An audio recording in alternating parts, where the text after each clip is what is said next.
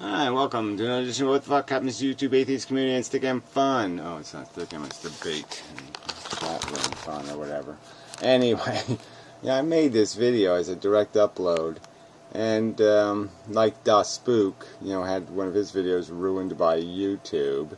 Yeah, no audio, so apparently they're fucking with their software and they're fucking up videos now and then. So that was really disappointing. You put in the 20 minutes and for nothing, absolutely nothing, all ruined. So that was just fuck. So yeah, I really don't want to do this video again. Anyway, so last night's debate room was quite adequate. It functional, rolled along, had its moments. Conversation was a little bit varied, and it was okay. It's got to be more organized. Get some guests, get some more compelling content, I suppose, but for just something slopped together, it moved along okay. Das Spook was there in the end, so we kind of were blending our two things again. He did some video of Tiny Chat from his perspective, obviously. So it's all sort of interesting. Lots of it's interesting what's going on at the moment. With Das Spook, and he mentioned somebody in my comment section. I went to the comment, and this I'm not going to say the name right. Zyvira, sorry.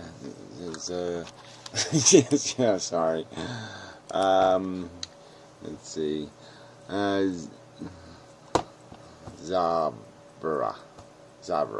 Yeah, I think that's probably it. Zavra. Yeah, something like that. Okay. Anyway, very interesting woman. Quite. It's just this elegance in the face of, kind of thing or something. Very. She looks like she should be in like a Van Gogh painting. She's a painter, and but she's kind of hard times and such, and it all seems very tragic and sad and pitiful and horrible. But it's just the nature of life. But I mean, she has some 500 videos, and the average view count is like 7. It's insane. I mean, she's a very interesting character.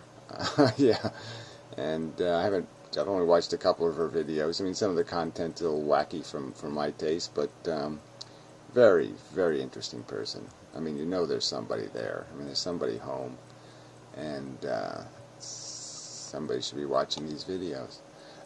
Yeah, somebody really should. So yes, I've subscribed, and she did do a video responding to my content, but it wasn't very directed, and she doesn't seem very happy with me, but that's okay. She does these very detailed paintings, very interesting, very lovely and such, charming. She had the endearing, her mother called her little iodine. It's just, I mean, just, it's very interesting. And anyway, life is just too rude. Life is rude. Horribly, horribly rude to beauty. Anyway, so what else is news?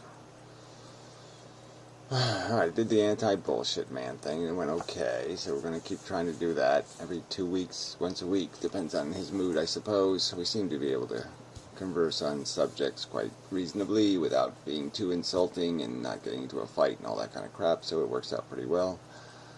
People I can't seem to communicate, like not Ludite, I can't communicate with him either, but Hoflide, just impossible. I mean, you just spell it out, 1, 2, 3, add up these numbers, and then he just goes off on the tangent and starts adding 7, 9, and 12, and you're like, that's not what I asked you to do, retard. I mean, just can't stay on the subject. It's not that complicated either. It's really just not that fucking complicated, what is being asked of him, and he refuses to play along. And then he gets offended that you say, fuck you, you're not playing the game the way it's got to be played. I ask you a question, you have to answer it, shithead. You can't just, fuck around to pretend you answered it when you didn't. Anyway, so it's kind of useless. And then the Modern Mystic, I did have a conversation with him about the economy and quantitative easing, and he got all pissed off, and that was into that. So he's always kind of difficult, especially when he's in his, I'm the master wizard, and I have all the magic powers, and you're not going to teach me anything, I'm going to teach you. When he's in that mode, it's just impossible. So I should have known better as soon as he was going to teach me something. I should have known there was no point in going there. But anyway, I'm still playing the game, and there are some commenters that are worth responding to, so I will make another video on the economics channel regarding QE to Mariana maybe and some of the other commenters. It's an interesting subject of what exactly they're up to and what you can dissect from the little bits you get. Because they won't just spell it out. I mean, they're all liars and cheaters, the Fed and all these bankers and all these politicians, and so they don't want to say directly what's happening, so they veil everything in some sort of, it's like the little tiny, oh, by the way, there was an earthquake in Japan, but did you hear about that Coca-Cola is going to change the color of their can? Yeah, there was an earthquake over there in Japan.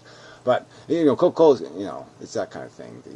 The important stuff they put in little fine text over here and just talk about like it doesn't mean anything. Like, oh yeah, we bought $2 trillion worth of these things, and then they get to something else, pretend it's important. It's that kind of, the magician tricks, like hide the fact that there's a bunch of birds shoved up my sleeve, keep you thinking about something else than the birds, shoved in my clothes. But anyway, enough of that. So that was kind of futile. But it all seems useful. Any conversations that you can have almost seems useful because there's, it does engage you, it does provoke some thought and all that kind of crap. So there's some value to it, I suppose.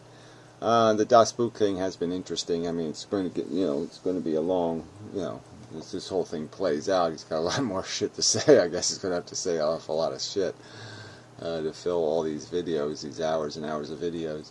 So you're going to get to know him pretty well by the end, I would imagine. But I like the idea of it. I mean, I like doing more expansive videos. It is a self.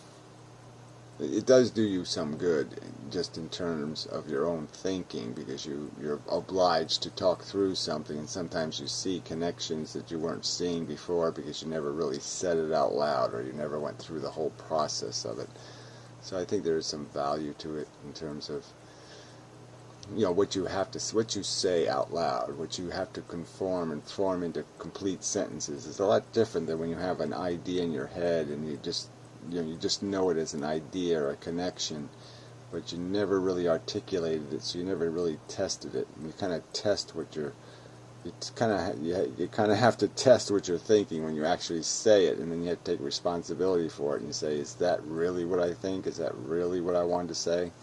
And so that does put it to the test, and so it does validate some of your thinking, and it does give you places where you're saying, well, maybe that needs some better words, that needs to be said a better way. So I'm just defending the doing of it.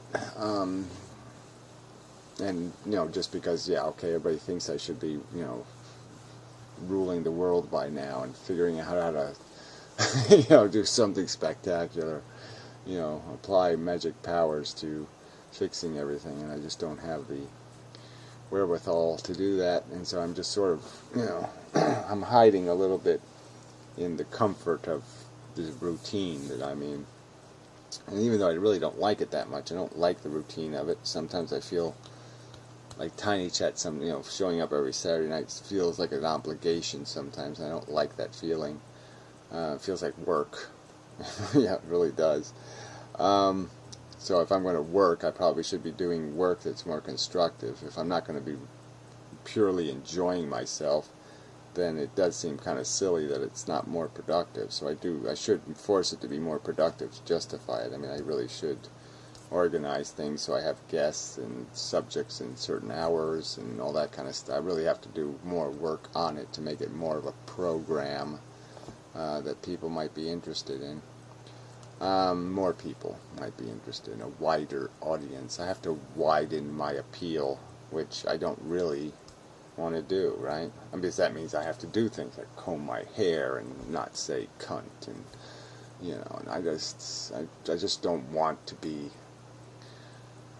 I don't want to do the work of that kind of discipline.